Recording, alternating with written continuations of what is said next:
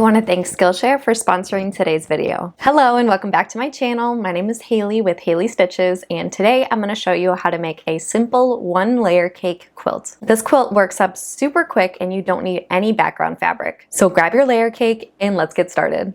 For today's project, we're going to use one layer cake. I'm using the fabric line South Hill by Fran of Cotton and Joy. I'll be using two different rulers. One is a square ruler and one long ruler to cut my squares and to square them up. I'll also use a rotary cutter, cutting mat, matching thread, and pins. Everything, including the pattern, will be linked below. This quilt is meant to be super scrappy and just a way to use up any layer cakes you have. So I chose this layer cake because it has a limited color palette, so I thought everything would go together really nicely. It also has a good mix of large and small prints. So what we are going to do is look at this layer cake before we start cutting. I want to show you these pinked edges. So it just depends on what manufacturer you get your layer cake from.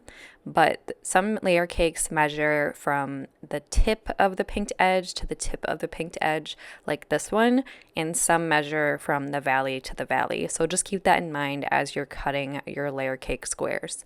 So we are going to first cut it in half. So we'll cut a 5-inch strip, two 5-inch strips, and then we're going to cut one of those 5-inch strips into two 2.5-inch strips.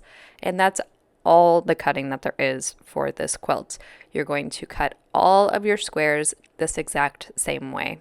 So while you cut all of your 42 layer cake squares, I want to talk to you about the sponsor of today's video. If you've ever wanted to add a little something extra to your quilts, like decorative ties, hand quilting, or even a stitch label, embroidery is such a fun way to do it. And I just found the perfect class for learning all the basics on Skillshare. It's called Modern Embroidery Beginner to Pro by Ginny Nunez, and it walks you through more than 20 stitches step by step. She makes it so easy to follow even if you've never picked up an embroidery needle before. And what I love is that the stitches aren't just for traditional embroidery projects. You can totally use them for your quilts too. Think stitched accents on binding, little embellishments in the corner of your quilt labels, or even a fresh and modern way to tie your quilt. It's one of those skills that opens up a ton of creative possibilities. Skillshare is an online learning platform with thousands of creative classes, from illustration and photography to embroidery and quilting,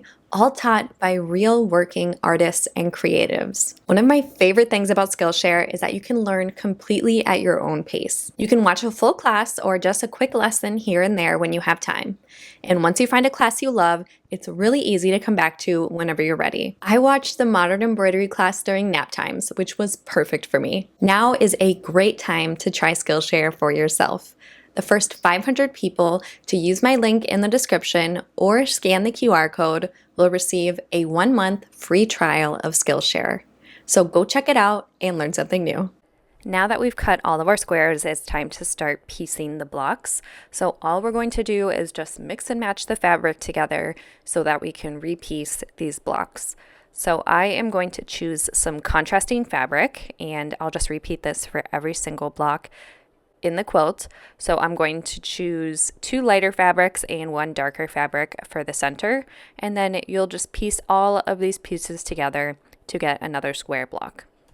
After you piece your block, it's time to press. So it doesn't matter which way you press, just press in the same direction for all of the blocks. So I am going to press towards the smaller 2.5-inch strips.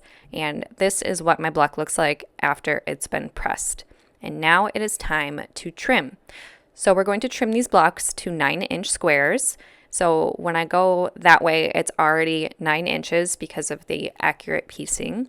And then I'm going to rotate it and trim it down to 9 inches square. So I'm going to have to trim a little bit off of the right side and the left side to get a 9-inch square block.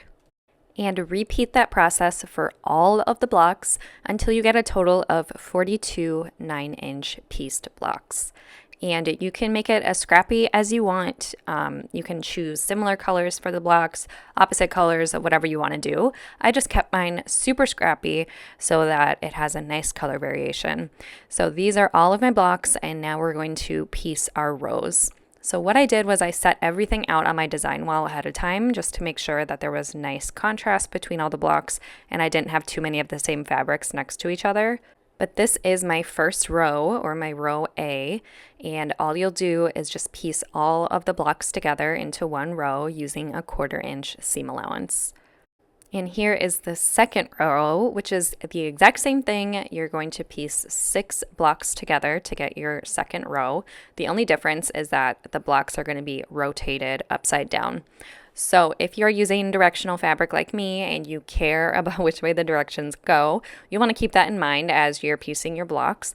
But for me, I don't really care if it's upside down or not because this quilt doesn't really have a right or wrong way.